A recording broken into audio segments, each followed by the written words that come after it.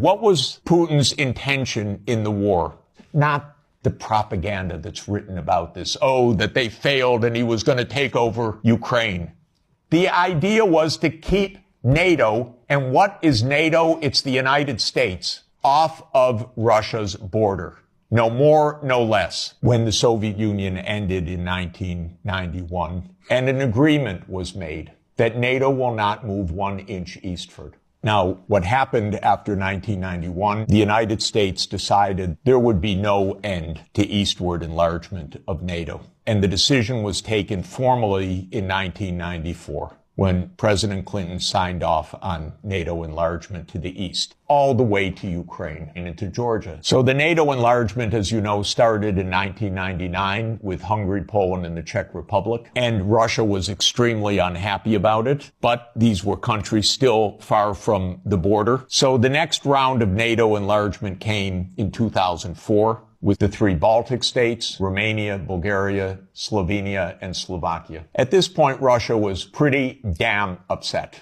So as everybody recalls, in 2007, President Putin said, stop, enough. And of course, what that meant was in 2008, the United States jammed down Europe's throat enlargement of NATO to Ukraine and to Georgia. This is right up against Russia.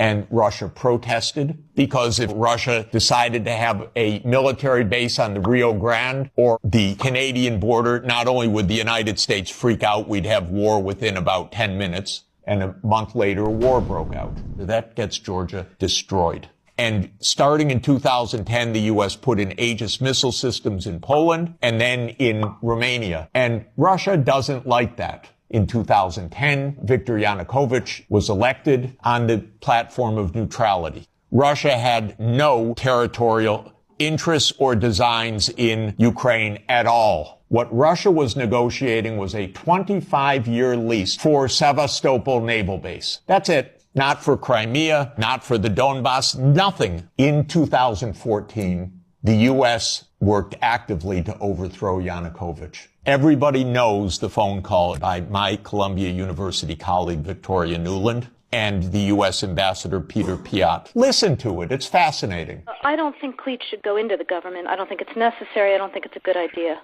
I think Yats is the guy who's got the economic experience, the governing experience, and, fuck the EU. No, exactly. And I think we've got to do something to make... You don't get better evidence. Then came Minsk, and especially Minsk II.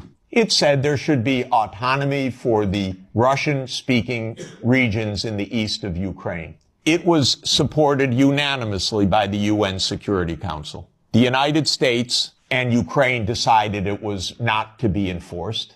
There were many thousands of deaths in the shelling by Ukraine in the Donbass. And one of the issues on the table in December 2021, January 2022, was, does the United States claim the right to put missile systems in Ukraine? And Blinken told Lavrov in January 2022, the United States reserves the right to put missile systems wherever it wants. So the war started. What was Putin's intention in the war? It was to force Zelensky to negotiate neutrality. And that happened within 7 days of the start of the invasion. Ukraine walked away unilaterally from a near agreement. Why? Because the United States told them to. The idea was that there would be Ukraine, Romania, Bulgaria, Turkey, and Georgia that would deprive Russia of any international status by blocking the Black Sea. And the American senators, who are as nasty and cynical and corrupt as imaginable, say this is wonderful expenditure of our money because no Americans are dying. It's the pure proxy war. And since the U.S. talked the negotiators away from the table, about 1 million Ukrainians have died or been severely wounded.